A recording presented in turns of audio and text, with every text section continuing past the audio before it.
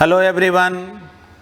तो कैसे हैं आप लोग? उम्मीद है आप सब बिल्कुल स्वस्थ होंगे और अच्छे से पढ़ रहे होंगे। हम लोग इलेक्ट्रोमैग्नेटिक इंडक्शन में प्रॉब्लम बनाना सीख रहे थे।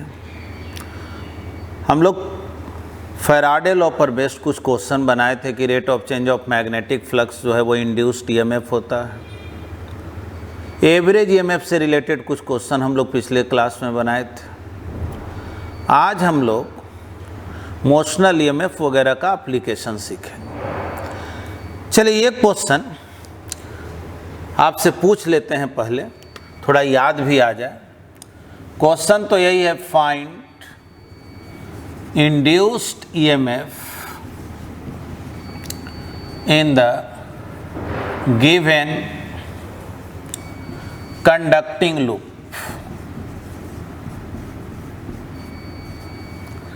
अब देखिए क्वेश्चन क्या है। क्वेश्चन है कि एक सर्कुलर लूप, इसको मैग्नेटिक फील्ड में रख दी। चलो रख दी, तो क्या इसमें ईएमएफ डेवलप हो जाएगा? ईएमएफ डेवलप होने के लिए क्या चीज चाहिए? चेंज इन मैग्नेटिक फ्लक्स, यानी मैग्नेटिक फ्लक्स बदलते रहना। क्या फ्लक्स बदल रहा है? नहीं। जब तक अगर मैग्नेटिक फील्ड बदलेगा नहीं तो फ्लक्स कहाँ से बदलेगा? क्योंकि इसका एरिया भी तो फिक्स है, एरिया वेक्टर का डायरेक्शन भी फिक्स है। एरिया वेक्टर का डायरेक्शन प्लेन के परपेंडिकुलर होता है। तो चलो एरिया वेक्टर बाहर लेंगे चाहे अंदर लेंगे, बी अंदर है तो फ्लक्स हो गया बी डॉट एरिया। ना बी में चेंजिंग, ना एरिया में चेंजिंग, ना दोनों के बीच के एंगल में चेंजिंग, तो फ्लक्स में कोई चेंजिंग नहीं, तो ईएमएफ तो डेवलप होगा नहीं। अब अगर कोई ये कहे कि सर्कुलर लूप को इस प्लेन में रोटेट कराने लगे,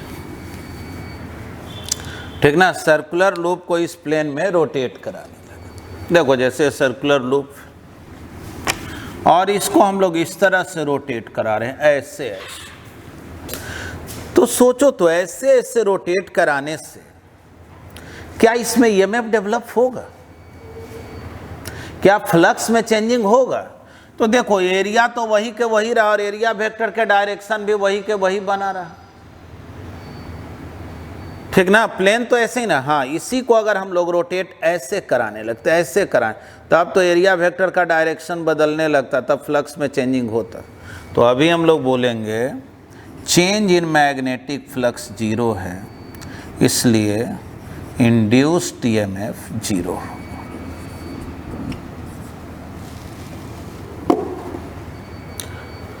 समझ गए? इंड्यूस्ड ईएमएफ जीरो होगा। चलिए क्वेश्चन का सेकेंड पार्ट।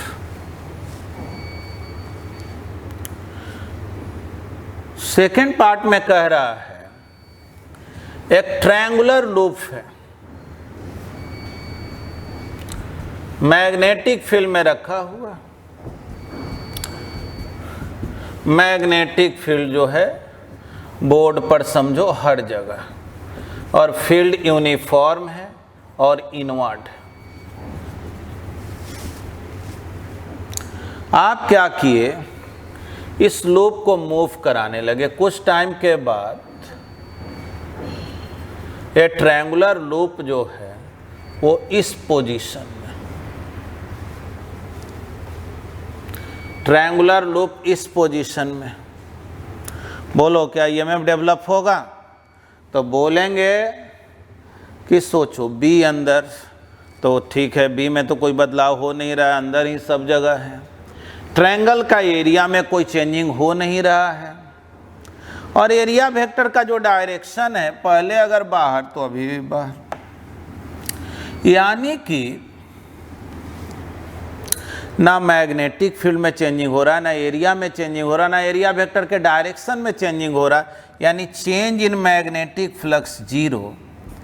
इसलिए इंड्यूस्ड ईएमएफ इस लूप में क्या हो गया? जीरो, है ना। इसको तो समझने में कोई दिक्कत नहीं है। हाँ, कुछ स्टूडेंट के माइंड में आएगा कि सर आप सिखाए थे ना कि कोई रॉड को मैग्नेटिक फील्ड में जब मूव कराते हैं तो वो बैटरी जैसा बन जाता है, मोशनल ईएमएफ उसमें होता है। बोले हाँ सिखाए थे, बिल्कुल सिखाए थे, आ रहे हैं उसी पे। लेकिन ये बात तो समझे ना कि अगर इस पूरे लूप की बात हो रही है तो change in magnetic flux zero, इसलिए इंड्यूस्ड ईएमएफ क्या होगा, जीरो। तो पहले तो आप इसको लिख लें। देखिए क्वेश्चन क्या है, कह रहा मैग्नेटिक फील्ड इनवर्ड है और इसका वैल्यू है 0.6 टेस्ला।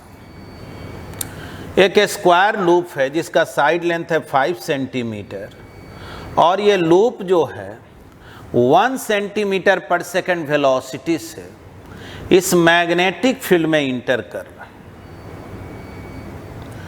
और यहाँ से यहाँ तक फील्ड मौजूद है और ये लेंथ दे दिया है 20 सेंटीमीटर।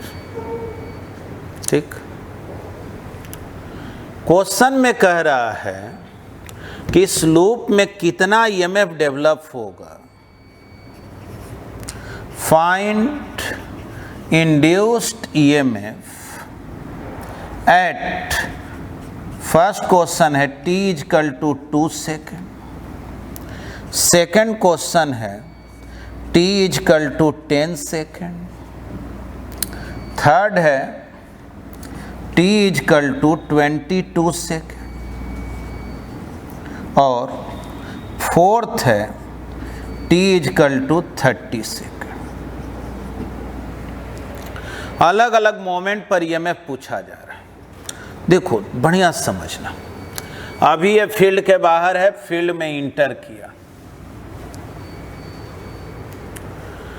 यानी फील्ड में जैसे ही इंटर करेगा फ्लक्स में चेंजिंग होगा, ईएमएफ तो डेवलप होगा, इतना तो समझ गए।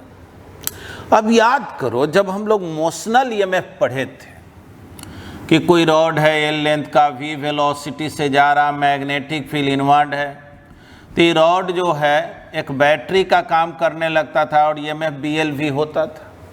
हाँ v इधर है, b अंदर है, तो पॉजिटिव चार्ज ऊपर जाएगा, यानी बैटरी ऐसा बनेगा, है ना। हम लोग इसी में सीखे थे कि अगर रॉड v वेलोसिटी से थीटा एंगल पे जाने लगा तो इधर देख लो वेलोसिटी क्या, अगर इधर वेलोसिटी v साइन थीटा, कारण कि v इधर तो इधर v cos theta v sine, तो BLV साइन थीटा लिख लेंगे, क्योंकि वेलोसिटी लेंथ के परपेंडिकुलर होना चाहिए और मैग्नेटिक फील्ड प्लेन के परपेंडिकुलर होना चाहिए, है ना। साथ में सिखाए थे कि अगर कोई रॉड का जो लेंथ है उसके पैरेलल में वेलोसिटी हो तब ईएमएफ क्या होता है, तो जीरो होता है। ठीक ना, ऐसे लेंथ और उसी के अलॉन्ग वेलोसिटी है तो ईएमएफ जीरो होता है। तो ठीक, यहाँ तक तो हम लोग समझे। अब हम लोग नेक्स्ट स्टेप में जो क्वेश्चन है उस पे आते हैं। फर्स्ट क्वेश्चन है 2 सेकंड पर ईएमएफ क्या होगा। तो सोचो जब ये लूप इंटर करेगा फील्ड में तो ये वाला जो रॉड है उसका जो वेलोसिटी है वो लेंथ के परपेंडिकुलर है, लेकिन ये जो रॉड का पार्ट है उसका वेलोसिटी तो लेंथ के पैरेलल है, तो इस रॉड में तो ईएमएफ डेवलप होगा नहीं, इसमें होगा नहीं, यानी इसमें ईएमएफ डेवलप होगा। इसमें इसलिए डेवलप नहीं होगा क्योंकि ये फील्ड के बाहर है। हाँ, फील्ड में जब ये इंटर कर जाएगा तो ये भी बैटरी जैसा बिहेव करने लगेगा। तो सोचो ये 1 सेंटीमीटर पर सेकंड वेलोसिटी से इंटर करा और इसका लेंथ कितना है, 5 सेंटीमीटर, मतलब पूरी तरह से इंटर करने में इसको 5 सेकंड टाइम लगेगा। मतलब कि 0 से 5 सेकंड तक में ईएमएफ केवल इस पार्ट में डेवलप होगा, ये तीनों में डेवलप नहीं होगा, क्योंकि ये तो फील्ड के बाहर ही और इसका वेलोसिटी लेंथ के पैरेलल है। यानी कि 0 से लेकर के 5 सेकंड के बीच में कोई भी टाइम पर पूछे, चाहे वो 2 सेकंड पर पूछे, 3 सेकंड पर पूछे, 4.5 सेकंड, 0 से 5 के बीच कोई भी टाइम लेगा तो हम लोग बोलेंगे कि ये जो लूप है ना वो ऐसा लूप है, इसमें बैटरी बना हुआ और इस बैटरी का ईएमएफ कितना है, तो BLV, B कितना 0.6 टेस्ला क्वेश्चन में दिया हुआ, एल कितना है जी, तो 5 सेंटीमीटर 5/100। वेलोसिटी कितना, 1 सेंटीमीटर पर सेकेंड, यानी 1 × 10⁻⁻² मीटर पर सेकेंड। देख लो ये कितना आ गया, 3 × 10⁻⁻4 वोल्ट, है ना। या इसी को 0.3 मिली वोल्ट भी बोल सकते हो, समझ गए। तो चलिए यहाँ तक तो हम लोग सीखे। इसमें बैटरी बनेगा तो कोई कहेगा आप अच्छा आप बैटरी का पॉजिटिव ऊपर काहे बना दिए हैं, बोलेंगे देखो भी इधर भी अंदर, तो प्लस चार्ज ऊपर भागेगा, इसलिए बैटरी का पॉजिटिव टर्मिनल ऊपर, निगेटिव नीचे। अगर इसमें कोई पूछे करंट लूप में कैसा होगा तो बोलेंगे देखो ऐसा हो, कारण कि बैटरी जो है हमेशा खुद को डिस्चार्ज करना चाहता है और करंट जो होगा वो एंटी क्लॉकवाइज होगा। अब चलिए क्वेश्चन का सेकंड पार्ट। सेकंड पार्ट में क्या कह रहा है, सेकंड पार्ट में कह रहा है कि 10 सेकंड पर इंड्यूस्ड ईएमएफ क्या होगा। तो इतना मालूम है ना कि 5 सेकंड के बाद तो ये भी अंदर आ गया, बोलो 10 सेकंड में इधर कहीं रहेगा, क्योंकि यहाँ आने में तो 20 सेकंड लगे ना। 20 सेंटीमीटर लेंथ है और 1 सेंटीमीटर पर सेकंड वेलोसिटी है, तो यहाँ से यहाँ जाने में तो 20 सेकंड लगेगा, तो 10 सेकंड पर कहीं बीच में होगा। यानी कि आप बोल सकते हैं 5 सेकंड से लेकर के 20 सेकंड तक, कारण कि इंटर करने में 5 सेकंड लगेगा और यहाँ तक पहुँचने में 20 सेकंड लगेगा। ये जो लूप है ये फील्ड के अंदर रहेगा। अब फील्ड के अंदर रहेगा तब तो फ्लक्स में कोई चेंजिंग होगा नहीं, ईएमएफ डेवलप होगा नहीं। या इसी को आप ऐसे बोल सकते हैं कि चूंकि दोनों रॉड में ईएमएफ डेवलप होगा और जितना ईएमएफ इसमें डेवलप होगा उतना ही इसमें होगा, जो लेंथ इसका है वही लेंथ इसका है। तो सोच लो ना, ये बैटरी चाहेगा करंट हो एंटी क्लॉकवाइज, ये चाहेगा क्लॉकवाइज। बोलो नेट ईएमएफ क्या हो गया, 0, है ना। Net EMF 0। क्या दिक्कत है इसमें। अब आइए क्वेश्चन का थर्ड पार्ट। थर्ड पार्ट में क्या कर रहा है जी, 22 सेकंड पर ईएमएफ क्या होगा। तो थोड़ा सोचो, 20 सेकंड पर तो यहाँ आया, 22 सेकंड में ये वाला जो पोर्शन है वो बाहर निकल गया होगा ना, लेकिन ये तो रहेगा इसमें नहीं, कारण कि पूरी तरह से बाहर निकलने में तो 25 सेकंड न लगेगा। देखो 20 सेकंड में ये वाला पोर्शन यहाँ पहुंचेगा और अगला 5 सेकंड में ये बाहर निकल जाएगा। यानी कि 20 सेकंड से 25 सेकंड के बीच कोई टाइम हो, चाहे वो 22 हो, 23 हो, 24 हो, कोई भी हो, इसके बीच का अगर हो टाइम तो बोलेंगे कि बैटरी ये वाला रॉड में बनेगा, इसमें बैटरी नहीं बनेगा। इसलिए ईएमएफ जो होगा वो बीएलवी होगा, ठीक ना, यही वाला ईएमएफ। और करंट तब कैसा होगा, तो करंट जो है वो क्लॉकवाइज होगा। ऐसे भी सोचो ना, जब ये फील्ड से बाहर निकलेगा तो फ्लक्स घटेगा, फ्लक्स घटेगा तो ऐसा जो है करंट का फ्लो होगा जो एग्जिस्टिंग फील्ड को सपोर्ट करेगा, यानी क्लॉकवाइज होना। और वही इस समय जिस समय इंटर कर रहा होगा फ्लक्स बढ़ रहा होगा तो करंट कैसा होगा, एंटी क्लॉकवाइज। यानी 0 से 5 सेकंड तक ईएमएफ डेवलप होगा और करंट एंटी क्लॉकवाइज। 5 से 20 सेकंड तक नेट ईएमएफ 0 होगा, 20 से 25 सेकंड तक ईएमएफ डेवलप होगा और ये जो ईएमएफ होगा यहीं पे लिख दे रहे हैं बीएलवी, इस साइड में होगा। और करंट कैसा, तो क्लॉकवाइज।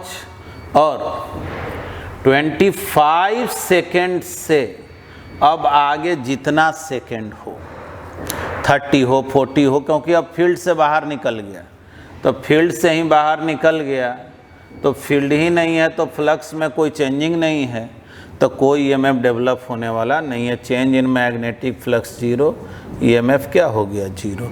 ना इसमें बैटरी बनेगा ना इसमें, ये दोनों में तो बनना ही नहीं है, फील्ड ही में नहीं है तो फिर बनेगा क्या। तो चलिए ये जो क्वेश्चन है ये मोशनल ईएमएफ से रिलेटेड कंसेप्ट सिखाया, नोट कर लें। हाँ जी देखेंगे, एक क्वेश्चन एक सर्कुलर लूप, सपोज कीजिए इसका रेडियस है, इसको हम लोग मैग्नेटिक फील्ड में रख दिए। मैग्नेटिक फील्ड जो है ना वो इनवर्ट है। क्वेश्चन में कह रहा है कि मैग्नेटिक फील्ड को इंक्रीज करने का जो रेट है बढ़ते जा रहा है, the rate of increase in magnetic field is 0.5 Tesla पर सेकंड। ठीक ना। मैग्नेटिक फील्ड हर एक सेकंड में इतना से इंक्रीज कर जा रहा है।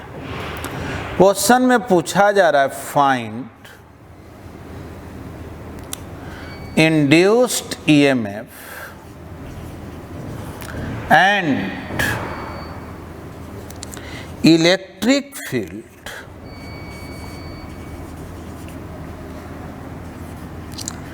develop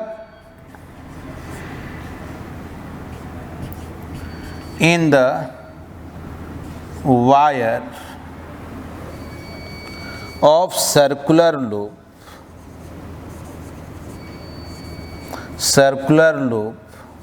of radius 1 centimetre.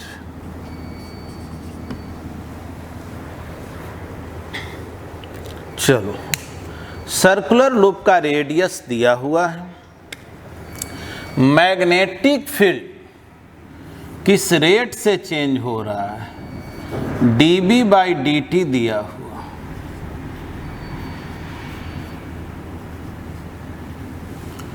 dB/dt क्या दिया हुआ, 0.5 टेस्ला पर सेकंड। हर एक सेकंड में इतना टेस्ला से मैग्नेटिक फील्ड चेंज हो जा रहा है। पूछा जा रहा है कि इसमें ईएमएफ कितना डेवलप होगा। तो पहले सोचो ईएमएफ क्यों डेवलप होगा, तो फील्ड बढ़ रहा है तो फ्लक्स बढ़ेगा, फ्लक्स बढ़ेगा तो ऐसा करंट का फ्लो होगा जो एग्जिस्टिंग मैग्नेटिक फील्ड को अपोज करेगा।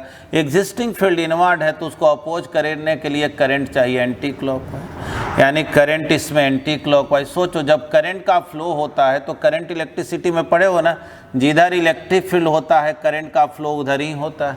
इसका मतलब कि इलेक्ट्रिक फील्ड डेवलप होगा इस लूप में, है ना, इलेक्ट्रिक फील्ड डेवलप होगा इस लूप में।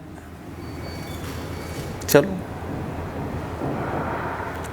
ठीक ना। यही आगे हम लोग इलेक्ट्रोमैग्नेटिक वेव एक टॉपिक पढ़ेंगे तो वहाँ जानेंगे कि मैग्नेटिक फील्ड जब वैरी करता है तो इलेक्ट्रिक फील्ड को प्रोड्यूस करता है, और इलेक्ट्रिक फील्ड जब वैरी करता है तो मैग्नेटिक फील्ड को प्रोड्यूस करता है। आगे एक डिस्प्लेसमेंट करंट करके एक टॉपिक पढ़ना, वहाँ हम लोग ये सब सीखेंगे। यहाँ तो आप समझ गए ना, देखो मैग्नेटिक फील्ड को बदल रहे हैं, और वो मैग्नेटिक फील्ड किसको प्रोड्यूस कर दिया, इलेक्ट्रिक फील्ड को, क्योंकि करंट को अगर प्रोड्यूस किया तो करंट तो उसी डायरेक्शन में ना होता है जिधर इलेक्ट्रिक फील्ड होता है। बोलो। तो अब जो है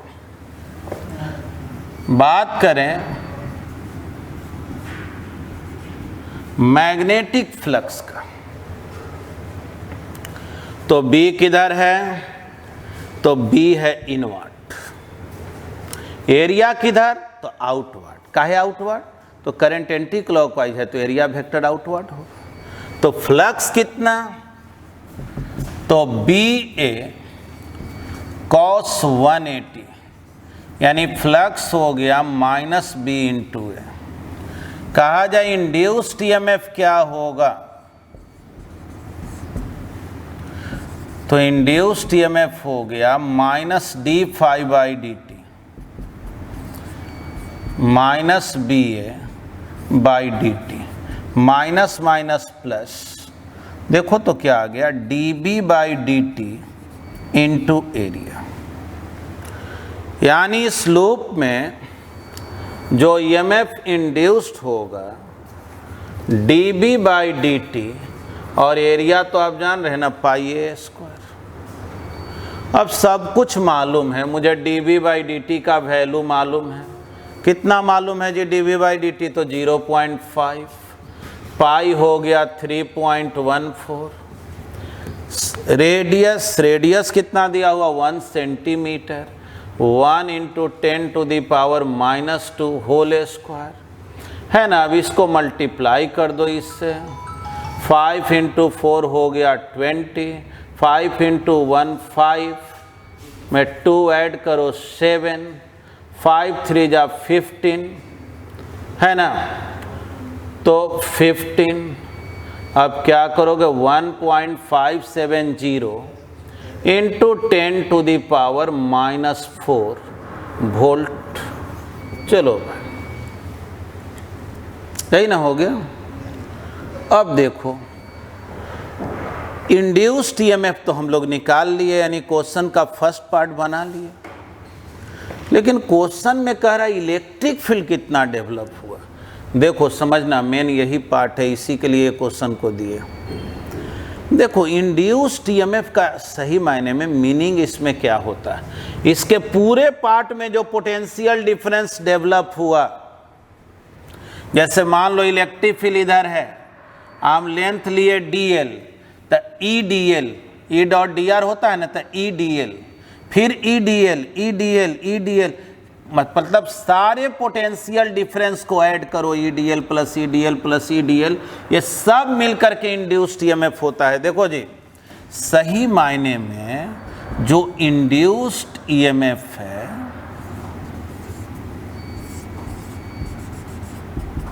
इंटीग्रेशन E डॉट dl, यही है इंड्यूस्ड ईएमएफ। समझ गए? और कुछ अलग नहीं, यही इंड्यूस्ड ईएमएफ है, ये जो आपका वैल्यू आया। सोचो, यहाँ पर इलेक्ट्रिक फील्ड इधर और dl भी इधर, EDL, सारे EDL को ऐड करेंगे, EDL का इंटीग्रेशन इक्वल हो गया इंड्यूस्ड ईएमएफ, और dl का इंटीग्रेशन क्या होगा? तो टोटल लेंथ 2 पाई ए होगा ना, तो टोटल लेंथ हो गया 2 पाई ए। तो इलेक्ट्रिक फील्ड कितना हुआ? Induced EMF divided by 2 pi ए, बस बन गया। और क्या? Induced EMF divided by 2 pi ए। अगर वैल्यू डायरेक्ट पुट करना चाहते हैं तो ठीक है, ना तो इसके फॉर्म में भी लिख सकते हैं। चलो वैल्यू निकला हुआ है तो पुट कर लेते हैं, 1.57 10⁻⁻4 2 पाई, पाई हो गया 3.14 इंटू क्या होगा जी? ए है 1 सेंटीमीटर। देख लो जी, बनाना आसान है। हालांकि वैल्यू पुट करते ना तो कैलकुलेशन और आसान होता, मतलब इस तरह से ना सॉल्व करके हम लोगों को अगर ईएमएफ के जगह ऐसे लिख दें, dB by dt pi a square, यही है, डिवाइडेड बाई 2 पाई ए। तो देखो पाई पाई कैंसिल, एक ए कैंसिल, यानी कितना आ जाएगा इलेक्ट्रिक फील्ड? तो इलेक्ट्रिक फील्ड आ गया हाफ, पाई तो कैंसिल हो ही गया, dB बाई dt इंटू ए, है ना। काम एकदम आसान। dB बाई dt मालूम है, कितना मालूम है बोलो ना? तो dB बाई dt 0.5, ए भी मालूम है 1 सेंटीमीटर, देखो यहाँ पर लिख दे रहे हैं, कैलकुलेशन पूरा कर दे रहे हैं, हाफ 0.5, ए कितना 1 सेंटीमीटर, यानी 1 × 10⁻⁻², ये कितना हो गया जी? तो 0.25 10⁻⁻² वोल्ट पर मीटर, है ना। इसका यूनिट क्या है? वोल्ट पर मीटर, इलेक्ट्रिक फील्ड का। अब देखो यहाँ एक चीज़ देखो, इलेक्ट्रिक फील्ड यहाँ इधर, यहाँ इधर, यहाँ इधर, यहाँ इधर, और फिर यहीं पहुँच जा रहा, यानी इलेक्ट्रिक फील्ड यहाँ क्लोज लूप ना बना रहा है, हम लोग तो इलेक्ट्रोस्टैट में पढ़े थे इलेक्ट्रिक फील्ड क्लोज लूप नहीं बनाता है, तो बोलेंगे वो इलेक्ट्रोस्टैटिक इलेक्ट्रिक फील्ड था। जो इंड्यूस्ड इलेक्ट्रिक फील्ड है वो क्लोज लूप भी फॉर्म कर सकता है, और ये इलेक्ट्रिक फील्ड एक नॉन कंजर्वेटिव फील्ड होता है। इसमें जहां से चलोगे और वहीं पहुंचोगे तो वर्क जीरो नहीं होता है, क्योंकि ये नॉन कंजर्वेटिव इलेक्ट्रिक फील्ड। देखो ना फील्ड यहाँ, अगर मान लो कोई क्यू चार्ज को यहाँ लेके चले तो क्यू इंटू इधर क्यू ई, कहीं विरोध तो कर नहीं रहा, हर जगह सपोर्ट कर रहा है, तो हर जगह वर्क जो है पॉजिटिव होगा, तो टोटल वर्क तो जीरो होगा नहीं, है कि नहीं। जबकि कंजर्वेटिव फील्ड के लिए क्या रूल होता है कि जहाँ से चले और स्टार्ट होकर वहीं पहुँच गए तो टोटल वर्क जीरो होना चाहिए। हम लोग किरचॉफ्स लॉ में लिखते थे कि जहाँ से स्टार्ट करके वहीं पहुँचे तो पोटेंशियल डिफरेंस जीरो। लेकिन इसमें देखो तो जो इंड्यूस्ड ईएमएफ इस लूप में है integration E dot D L, लेकिन ई डॉट डी एल का इंटीग्रेशन जीरो नहीं ना हो रहा, यहाँ से चल रहे हैं और फिर यहीं पहुँच रहे हैं, जीरो तो नहीं हो रहा।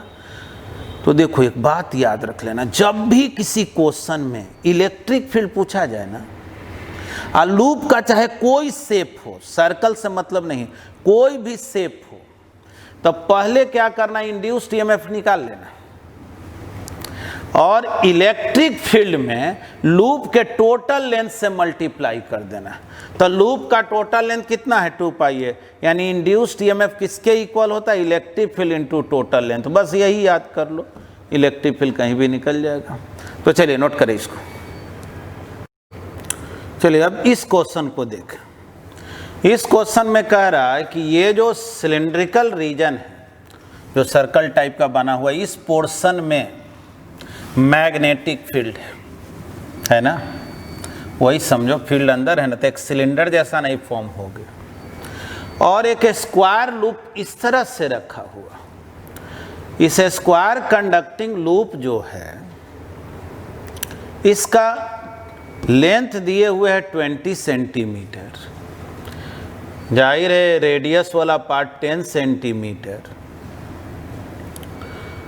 और मैग्नेटिक फील्ड का जो मैग्नीट्यूड है वो 0.01 टेस्ला पर सेकंड के रेट से इंक्रीज कर रहा है। टोटल रेजिस्टेंस दे दिया है स्क्वायर लूप का, वो है 4 ओम। पूछ रहा है find the current induced in the square frame या square loop, also find electric field in the wire. इस वायर में कितना होगा इलेक्ट्रिक। देखो ये एग्जाम्पल क्यों लिया गया, हर एग्जाम्पल जो है ना आपको पहले से कुछ बेहतर कंसेप्ट सिखाने के लिए लिया जाता है। तो ये स्क्वायर लूप, इसमें कितना इंड्यूस करंट होगा, तो करंट तो इंड्यूस तब होता है जब फ्लक्स में चेंजिंग होता है। फ्लक्स में चेंजिंग कब होता है, जब फील्ड बदले, एरिया बदले, दोनों के बीच का एंगल बदले। तो देखो तो ये लूप का जो एरिया है बदल रहा है क्या, नहीं, फील्ड बदल रहा है ना, तो हाँ फील्ड बदल रहा है, फील्ड बढ़ रहा है तो फ्लक्स भी बढ़ेगा, ईएमएफ डेवलप होगा। ईएमएफ फ्लक्स जब इंक्रीज कर रहा है तो ऐसा ईएमएफ डेवलप होगा जो एग्जिस्टिंग फील्ड को अपोज करेगा, यानी इतना तो तय है कि इसमें करंट जो होगा वो एंटी क्लॉकवाइज होगा। इतना तो हम लोग समझ गए। कह रहा कितना ईएमएफ डेवलप होगा, तो बोलेंगे कि rate of change of magnetic flux. पहले आप क्या कीजिए, magnetic flux through the square loop निकाल। तो बोलो फ्लक्स क्या होता है, तो बी डॉट एरिया होता है। बी किधर है, तो इनवर्ड। एरिया किधर है, तो बोलेंगे आउटवर्ड, क्योंकि करंट कैसा, एंटी क्लॉकवाइज। तो बी ए कॉस 180, कॉस 180 तो हो गया -1, तो आगे माइनस ला दिए। बी एरिया के जगह क्या लिखें जी, तो इस स्क्वायर लूप का एरिया लिख दें एल स्क्वायर। बोलो, तो बोलेंगे कि नहीं, स्क्वायर लूप का एरिया एल स्क्वायर होता है, ये बात सही है, लेकिन मुझे जो मैग्नेटिक फ्लक्स निकालना है तो हमको उस एरिया से ना मतलब है जिस एरिया में फील्ड मौजूद है। क्या पूरे एरिया में फील्ड मौजूद है? इधर तो फील्ड है ही नहीं, यानी हमको केवल इससे मतलब है, ये वाला पार्ट से। ये तो बाहर का ही, हमको इससे तो कोई लेना देना था ही नहीं। स्क्वायर लूप का जो एरिया है उसके कितने पोर्शन में मैग्नेटिक फील्ड है, तो जाहिर है इस पोर्शन में मैग्नेटिक फील्ड है, तो ये एरिया कितना है, तो half pi r square. Pi r square तो इस पूरे सर्कल का एरिया हो गया, उसके हाफ ही पार्ट में ना मैग्नेटिक फ्लक्स होगा। इस स्क्वायर लूप का बात करें तो इधर के फील्ड से तो हमको मतलब है नहीं। यानी ये क्वेश्चन इसलिए बताया गया कि ज़्यादातर स्टूडेंट क्या करता है, एरिया के जगह एल स्क्वायर लिख देता। हाँ, एल स्क्वायर लिखना सही होता अगर पूरे में फील्ड होता तब। जब फील्ड इसी पोर्शन में है तो उसी एरिया को देखेंगे जिसमें मैग्नेटिक फील्ड मौजूद है। तो ठीक, फ्लक्स हो गया -12b पाई आर स्क्वायर, तो -d∅dt minus minus plus half dB/dt pi r square. बोलो इंड्यूस्ड ईएमएफ क्या हो गया, half dB/dt pi r square. चलो जी, इंड्यूस्ड ईएमएफ तो निकल गया।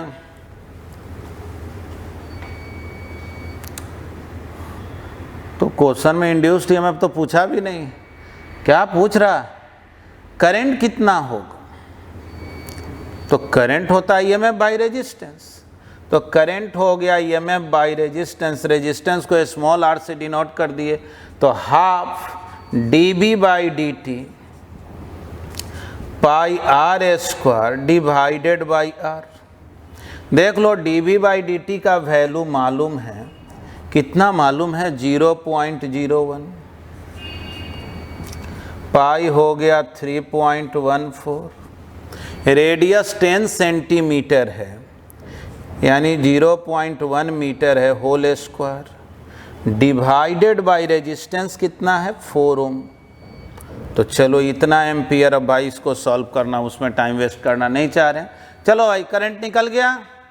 अब इसी क्वेश्चन के सेकंड पार्ट में क्या कह रहा है, देख लो। सेकंड पार्ट में कह रहा है कि बतलाओ इसमें कितना इलेक्ट्रिक फील्ड डेवलप होगा। तो अभी सिखाए हैं ना कि जब भी इंड्यूस्ड ईएमएफ मालूम हो और इलेक्ट्रिक फील्ड पूछा जाए तो इलेक्ट्रिक फील्ड में इसके टोटल लेंथ से मल्टीप्लाई कर देना, क्योंकि इलेक्ट्रिक फील्ड तो पूरे में न है।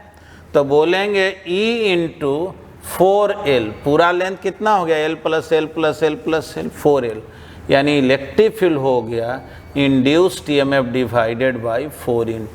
बस यही आंसर। ठीक है, चलिए नोट किया जाए इसको।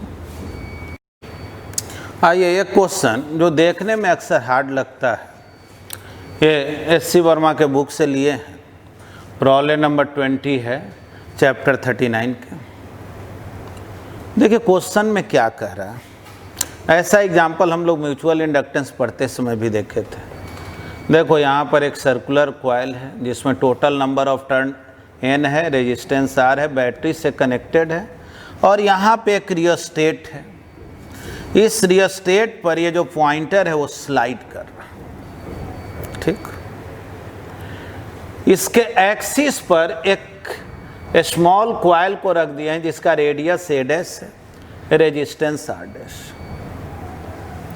क्वेश्चन में आपसे पूछा जा रहा है कि इस कॉइल में, इस सर्कुलर जो स्मॉलर कॉइल, इसमें कितना इंड्यूस्ड ईएमएफ होगा अलग अलग मोमेंट पर कह रहा। ठीक ना, find induced EMF in a smaller circular coil at, question देख करके लिख दे रहे हैं, at the instant। क्वेश्चन में दो पार्ट। देखो फर्स्ट पार्ट में कह रहा the contact begins to slide,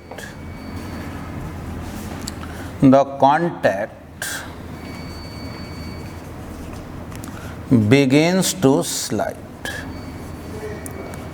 और सेकेंड पार्ट में कह रहा है it has slide through half of the length of rheostat, ठीक है ना, it has slide through half of the length of the length of rheostat.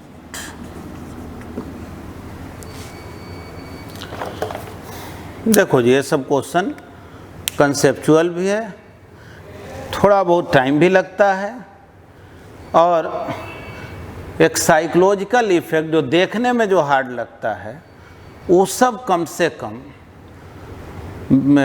Confidence लाने के पॉइंट ऑफ व्यू से बेहतर होता है कि भाई देखने में हार्ड लग रहा है लेकिन बनाए तो उतना हार्ड हुआ नहीं। तो ठीक है, आइए कैसे काम करें। पहले तो ये सोचो इसमें इंड्यूस्ड ईएमएफ निकालना है, तो इसमें ईएमएफ इंड्यूस होगा क्यों? तो भाई कोई भी लूप में ईएमएफ कब इंड्यूस होता है? जब फ्लक्स में चेंजिंग होता है। फ्लक्स में चेंजिंग होगा तो ईएमएफ इंड्यूस हो। तो इसमें फ्लक्स में चेंजिंग हो रहा है। बोलेंगे कि देखो जब इस स्लाइडर को इधर ले जाओगे तो लेंथ घटते जाएगा ना, तो रेजिस्टेंस घटते जाएगा ना, तो इस लूप में जो करंट होगा इस बैटरी के कारण, बोलो ये करंट बढ़ने लगेगा कि नहीं? तो ये करंट तो बढ़ेगा। करंट जब बढ़ेगा तो इस करंट के कारण यहाँ जो फील्ड होगा वो फील्ड में चेंजिंग होगा। फील्ड में चेंजिंग होगा तो फ्लक्स में चेंजिंग होगा। फ्लक्स में चेंजिंग होगा तो इसमें ईएमएफ डेवलप हो। ठीक, यानी कि एक काम करो, इसके थ्रू फ्लक्स निकालो और माइनस d∅dt करो, ईएमएफ निकलेगा। देखो दूसरा मेथड एक ये भी है, दो ठो लूप है, अगर म्यूचुअल इंडक्टेंस निकाल लें तो इसमें करंट किस रेट से चेंज कर रहा अगर मालूम हो जाए तो m इंटू di/dt करेंगे, इंड्यूस्ड ईएमएफ निकल जाएगा। ऑलरेडी म्यूचुअल इंडक्टेंस में पढ़े हैं। यानी आप ये भी काम कर सकते हैं कि पहले म्यूचुअल इंडक्टेंस निकाल लो, अब फिर पता लगाओ कि ये जो सर्कुलर कॉइल है, इस सर्कुलर कॉइल में करंट किस रेट से चेंज हो रहा, ठीक ना। इसका रेडियस दिया हुआ है a, सर्कुलर कॉइल का रेजिस्टेंस दे दिया है स्मॉल r। ठीक, यानी हमको क्या करना है, दो मेथड है। एक तो ये है कि इसके थ्रू फ्लक्स निकालो, तो बतलाओ फ्लक्स निकालने के लिए फील्ड निकालना पड़ेगा। फील्ड निकालने के लिए मुझे इसमें करंट मालूम होना चाहिए, और इस लूप में करंट निकालना है तो करंट तो होता है ईएमएफ बाय रेजिस्टेंस। तो इसका रेजिस्टेंस तो R है, ये ठीक है, लेकिन ये चूंकि इधर भाग रहा है तो इसका रेजिस्टेंस बदलते जाएगा ना।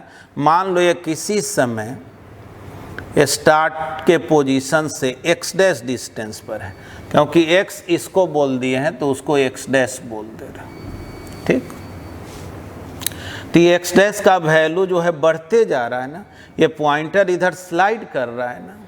ठीक, खैर उस पे भी आएंगे। पहले सोचते हैं क्यों ना एक कॉइल के कारण दूसरे में ईएमएफ निकालना है तो बेहतर हो पहले म्यूचुअल इंडक्टेंस निकाल लेते हैं, अब फिर इसका करंट के बारे में सोचेंगे किस रेट से बदल रहा। तो आओ पहले म्यूचुअल इंडक्टेंस निकालते हैं। म्यूचुअल इंडक्टेंस कैसे निकाला जाता था जी? लई तो भूल ही गए, कैसे निकालते थे? तो चलो इसमें करंट का फ्लो हो रहा है, इसके कारण इसके थ्रू फ्लक्स निकालो। फ्लक्स जो आएगा वो अपने आप सम कांस्टेंट इनटू आई आएगा, बस उस कांस्टेंट को म्यूचुअल इंडक्टेंस कहते हैं। तो देखो ध्यान से, मैग्नेटिक फ्लक्स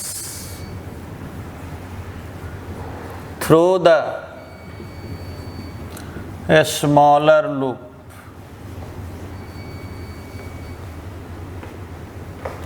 तो चलो जी, flux through the B dot area vector. देखो मैग्नेटिक फील्ड इधर है, एरिया वेक्टर इधर है, बीच का एंगल 0 हो गया, बी एक cos 0, ठीक है।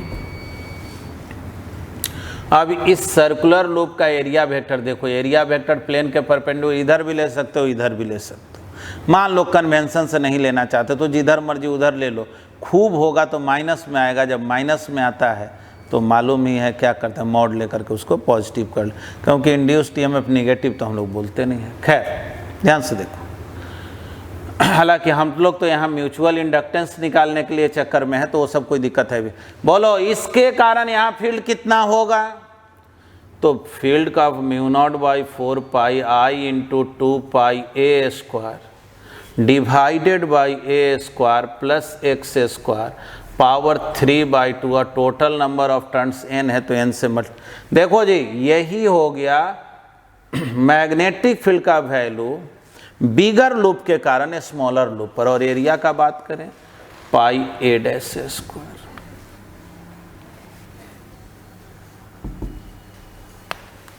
देख लो तो कितना हो गया, ये नीचे आ गया 2 μ0 pi pi cancel I a square n pi a dash square.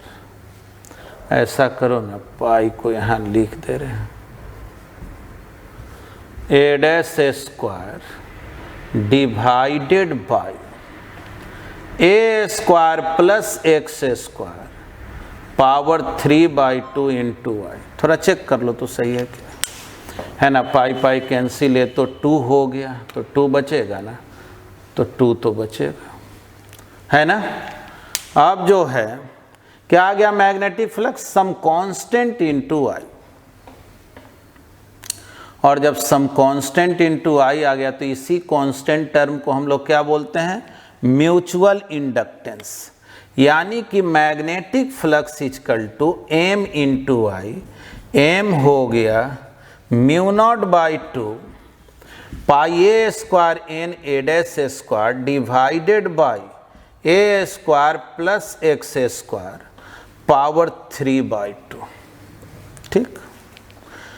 Mutual inductance तो निकाल लिया, तो ये क्वेश्चन का एक पार्ट हो गया, ठीक ना। अब हम लोगों को निकालना क्या, इंड्यूस्ड करंट या इंड्यूस्ड ईएमएफ। तो इंड्यूस्ड ईएमएफ निकालना हो तो आप जानते हैं कि म्यूचुअल इंडक्टेंस में rate of change of current, देखो याद करो सिखाए थे कि इंड्यूस्ड ईएमएफ क्या होता है, -m/dt। यानी ये पता लगाना है कि इस लूप में करंट किस रेट से चेंज हो रहा है। तो ऐसा करें, पहले इसको इक्वेशन फर्स्ट कर दे रहे हैं, यहाँ तक लिखें। हाँ जी, तो अब हम लोगों को ये पता करना है कि इस लूप में करंट किस रेट से चेंज हो रहा है। तो पहले करंट है कितना, तो करंट निकालने के लिए ईएमएफ और रेजिस्टेंस चाहिए। तो ईएमएफ तो मालूम है, ये किसी मोमेंट पर अगर ये एक्स डैश डिस्टेंस पर है ये पॉइंटर, तो रेजिस्टेंस क्या होगा इस लूप का, रेजिस्टेंस ऑफ द लूप।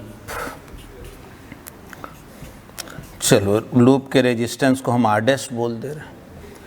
क्या होगा जी, तो बोलेंगे क्या कि इसका तो रेजिस्टेंस है स्मॉल आर दिया हुआ, इसका रेजिस्टेंस क्या हो रही है, स्टेट का रेजिस्टेंस क्वेश्चन में कैपिटल आर दिया।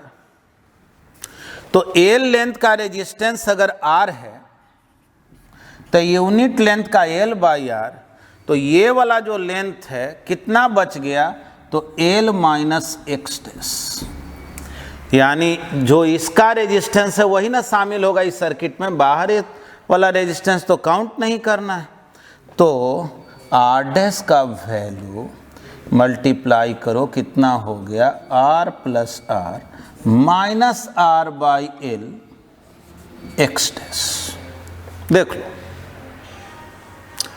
अब जो है पूछा जाए कि करंट क्या होगा, करंट इन द कॉइल या इस लूप, जो भी पूछा जाए तो बोलो तो करंट क्या होगा, तो ईएमएफ बाई टोटल रेजिस्टेंस, तो r plus r, r by l x dash. चलो करंट निकल गया। अब अगर इसी को डिफ्रेंशिएट कर दें टाइम के रिस्पेक्ट में तो di/dt निकलेगा। तो r plus r by l x dash power -1।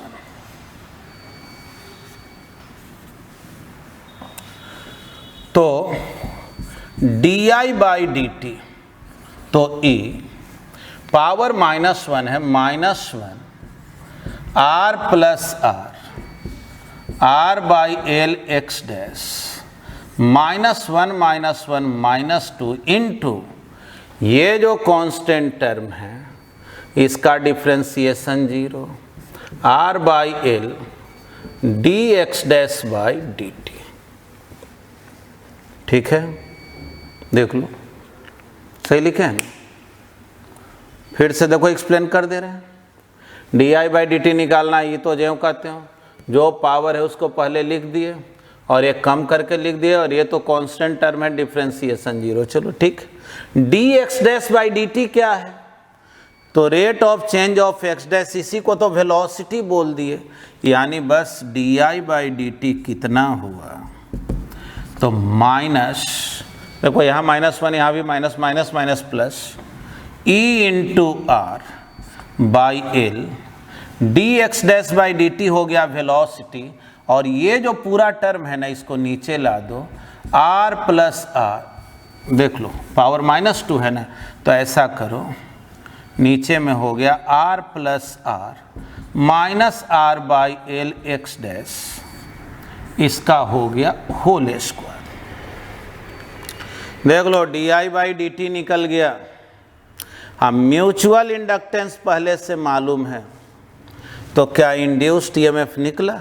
Induced EMF का मैग्नीट्यूड क्या होता है? m इंटू di/dt, यानी induced EMF in the smaller loop में इंड्यूस्ड ईएमएफ कितना होगा? तो होता है -m di/dt, लेकिन हम लोगों को मतलब मैग्नीट्यूड से होता है। तो देखो जी m di/dt, m का वैल्यू क्या लिख दें? तो μ0 पाई a स्क्वायर n, या पहले a डैश स्क्वायर को ही लिख दो फिर n लिखते हैं, divided by 2 a square plus x square power 3/2 into di/dt। di/dt के जगह क्या लिखेंगे? e r into v divided by l, और यहाँ क्या बचा जी बोलो? तो बच गया r plus r minus r by l x dash whole square. देख लो ये हो गया induced EMF in the circular coil. अब इसी क्वेश्चन में पूछ रहा है ना कि उस समय इंड्यूस्ड ईएमएफ बतलाओ जब ये पॉइंटर स्टार्ट किया होगा चलना।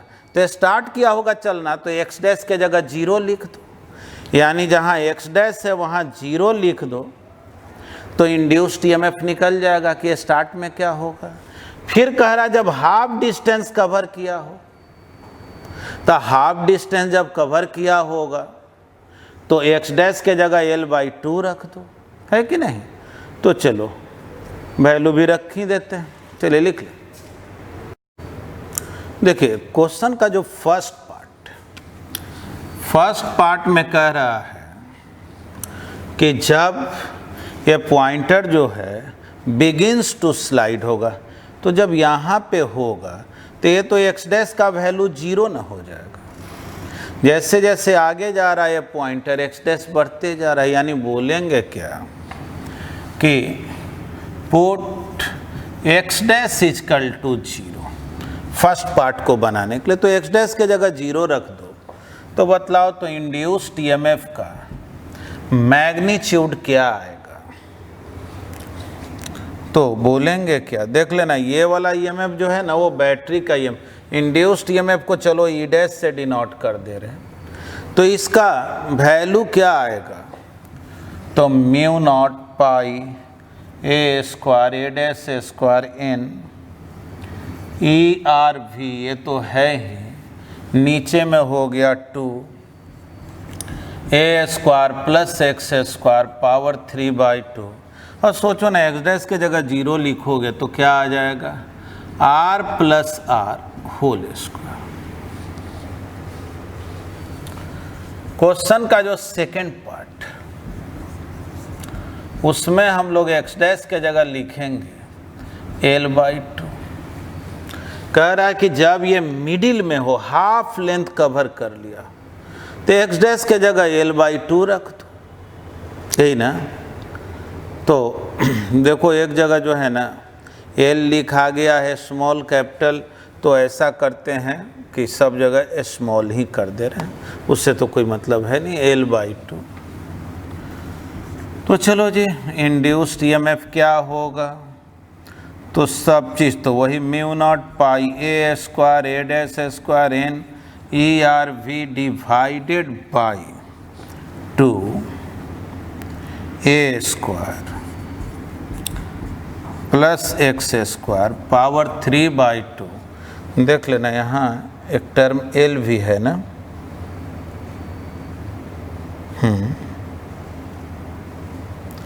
एल इसमें भी तब होगा ना जी, चलो यहाँ पे लिख दे रहे हैं। और नीचे में क्या बच गया, तो देख लो नीचे में हो गया एक्स डैश के जगह यानी r plus r by l, x dash के जगह क्या लिख दें, तो l/2 लिख दें, और क्या, होल स्क्वायर। बस देख लो एल कैंसिल, तो ये हो गया r माइनस r/2। अब इसको सॉल्व कर लो, है ना, चलो नोट कर लो। तो देखिए आप लोग एससी वर्मा के बुक में इलेक्ट्रोमैग्नेटिक इंडक्शन जो चैप्टर है, इसमें कम से कम 1 से लेकर के 25 तक एक्सरसाइज में जो क्वेश्चन है उसको ट्राई कर ले। ज़्यादातर जो टाइप है, जो कंसेप्ट है, वो डील हम किए हैं। अभी भी कुछ है जिसमें रॉड वगैरह रोटेट करता है, जब जैसे मान लो साइकिल में ही जो स्पोक है रोटेट करते हुए, रोल करते हुए मैग्नेटिक फील्ड में जा रहा है, वो सब में ईएमएफ वगैरह कैसे निकालते हैं, तो वो सब कोई हार्ड पार्ट नहीं है, सुनने में केवल लगता है। और सेल्फ इंडक्टेंस कैसे निकालते हैं, म्यूचुअल इंडक्टेंस, ये सब बताए हुए हैं। तो ठीक ना, पहले कम से कम आप 1 से 25 तक प्रॉब्लम को ट्राई करें, क्योंकि क्वेश्चन बनाने के लिए कोई नया कंसेप्ट का ज़रूरत नहीं, कंसेप्ट आपके पास है, बस प्रैक्टिस आपको करना है, ठीक है ना। तो चलिए, थैंक यू, धन्यवाद।